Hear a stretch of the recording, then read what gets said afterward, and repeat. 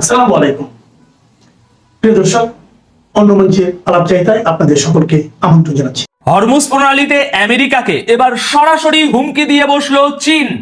হরমুজে এখন উপস্থিত চীনের জাহাজ। ওদিকে আইআরজিসি করলো তাদের গোপন অস্ত্র ব্যবহারের ঘোষণা। হরমুজ বন্ধ হতেই শুরু হয়ে গেল তুমুল লড়াই। এই খবরগুলো ছাড়াও আরো বেশ কিছু গুরুত্বপূর্ণ খবর রয়েছে, যা আমরা এই ছোট্ট ভিডিওটিতে আপনাদের দেখাতে চলেছি। প্রিয় দর্শক, প্রথম খবরটা শুনে নিন, একেবারে ধামাকাদার খবর। ধ্বংসের খেলা শুরু হয়ে গেছে। চীন আমেরিকাকে সরাসরি হুমকি দিয়েছে, তাও আবার হরমুজ প্রণালীকে কেন্দ্র করে।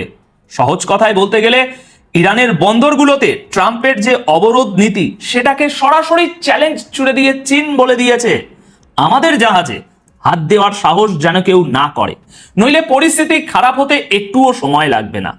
মধ্যপ্রাচ্যের এই যুদ্ধের খেলায় এবার চীনের মতো এক শক্তিশালী খেলোয়াড় ময়দানে নেমে পড়েছে।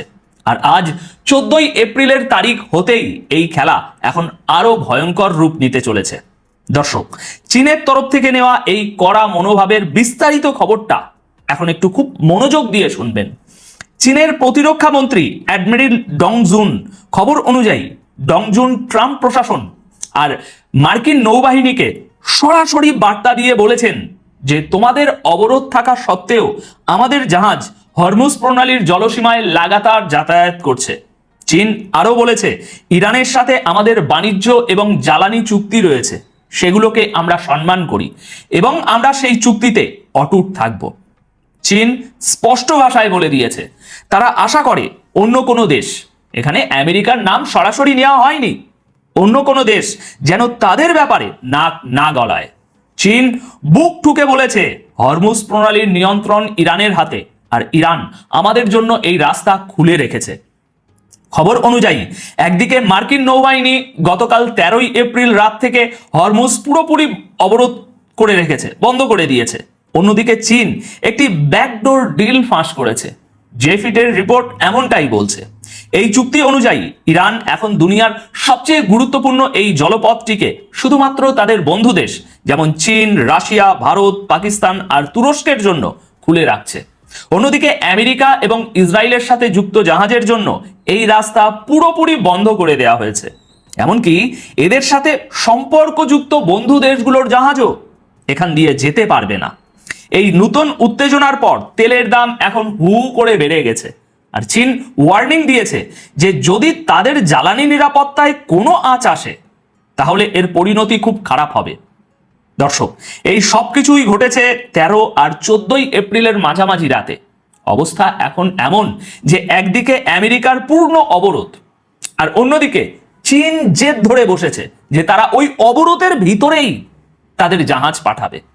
সুতরাং এটা এখন আর শুধু ইরান আর আমেরিকার যুদ্ধে আটকে নেই, বরং এটা একটা বিশ্বব্যাপী মহাসংঘাতের রূপ নিয়েছে। এখন দেখার বিষয় এটাই যে ট্রাম্প কি এই অবরোধ তুলে নেবেন, শিথিল করবেন, চীনকে কিছুটা ছাড় দেবেন, নাকি চীনের সাথে সরাসরি সংঘাতে জড়াবেন। যদি সংঘাত হয় তাহলে অনেক কিছুই দেখার আছে। চলুন পরবর্তী খবরটি শুনে নিন। এদিকে ইরানের আইআরজিসি এবার আমেরিকা ও ইসরায়েলের বিরুদ্ধে এমন এক ওয়ার্নিং দিয়েছে যা গোটা দুনিয়ার সামরিক বিশেষজ্ঞদের অবাক করে দিয়েছে, ভাবতে বাধ্য করছে। কথা উঠছে কিছু গোপন অস্ত্রের, যেগুলো সম্পর্কে কেউ কিচ্ছুটি জানে না। সেগুলো কতটা ভারী, কতটা ভয়ঙ্কর, কেউ কিচ্ছু জানে না।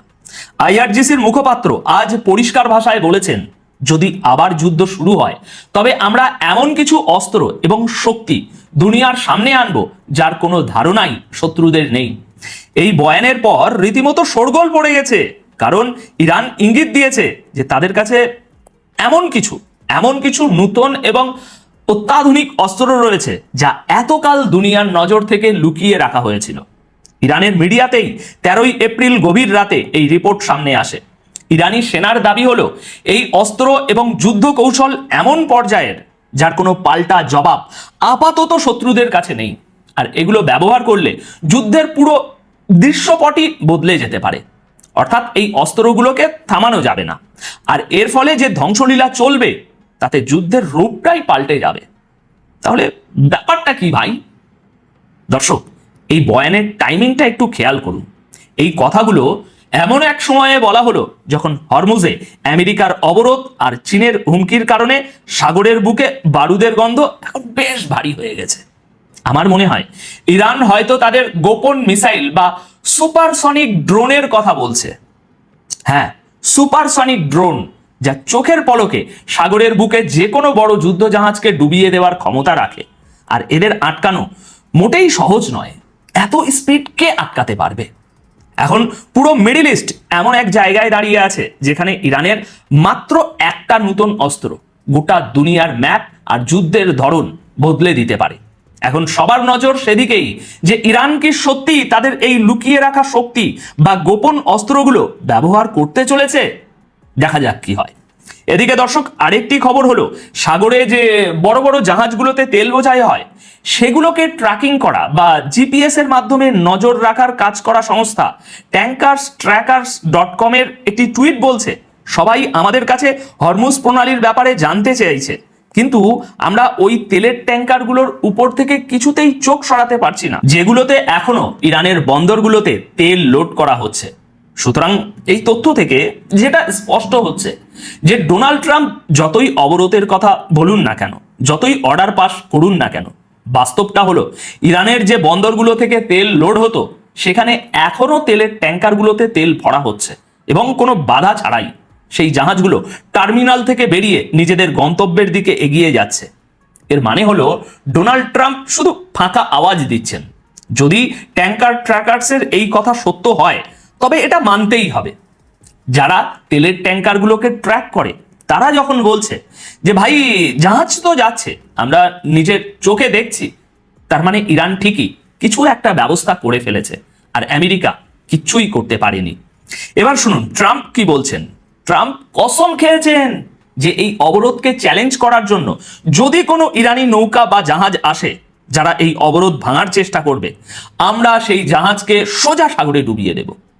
আর ওদিকে ট্যাঙ্কার ট্র্যাকার্স কি বলছে, জাহাজ তো দিব্যি যাচ্ছে, আমরা চোখে দেখছি, চোখ সরাতে পারছি না। দর্শক, এই অবরোধ সম্পর্কিত আরেকটি চাঞ্চল্যকর খবর শুনুন। লারি জনসন নামে সিআইএর একজন প্রাক্তন বিশ্লেষক আছেন, মারিও নাউফেল, যিনি সোশ্যাল মিডিয়ায় একজন বিশাল পরিচিত মুখ, মিলিয়ন ফলোয়ার্স। আর আমি আগেও বলেছি উনি ডোনাল্ড ট্রাম্পের খুব বড় ভক্ত এবং ইলন মাস্কের ইন্টারভিউও নিয়ে থাকেন। তিনি এই সিআইএ বিশ্লেষকের একটি ইন্টারভিউ নিয়েছেন গতকাল। সেখানে উনি যা বলেছেন সেটা শোনা দরকার। তিনি বলেছেন ইরানের বন্দরে অবরোধ করার জন্য ডোনাল্ড ট্রাম্পের যে ঘোষণা বা চেষ্টা সেটা নিছকই একটা পলিটিক্যাল থিয়েটার বা রাজনৈতিক নাটক। এটা একটা রাজনৈতিক চাল মাত্র। ডোনাল্ড ট্রাম্প বা আমেরিকার কাছে অত জাহাজই নেই যে ওই বিশাল এলাকার উপর তারা পুরোপুরি অবরোধ বা পাহারাদারি বসাতে পারে। এত জাহাজ তাদের কাছে নেই। তিনি আরো বলেন, আর যদি তারা চেষ্টাও করে, আমেরিকার কোনো জাহাজ যদি ইরানের উপকূলের 200 মাইলের মধ্যেও আসে তবে সেই জাহাজের ছিন্নভিন্ন টুকরো উড়ে যাবে। ইরানের প্রতিরক্ষা ব্যবস্থা এই কাজটা অনায়াসেই করতে পারে। অন্যদিকে তুরস্ক খুব চিন্তায় আছে। হরমুজ প্রণালী নিয়ে ইরান কোনো নতুন নিয়ম বানাক কিংবা আমেরিকা বানাক, সেটা নিয়ে তুরস্ক সহ সারা বিশ্বের দেশগুলোই বেশ চিন্তায় পড়েছে। চিন্তার মূল কারণ হলো আগে এই জলপথ দিয়ে ফ্রি ট্রেড বা অবাধ বাণিজ্য চলতো। এখন যদি ইরানের দাপট বাড়ে তারা ট্যাক্স কাটবে, আর আমেরিকার দাপট বাড়লে তারাও ট্যাক্স নেবে। আর এই দুই ক্ষেত্রেই এই জলপথ বা সামুদ্রিক বাণিজ্য পথ আর কখনোই আগের মতো নিরাপদ থাকবে না।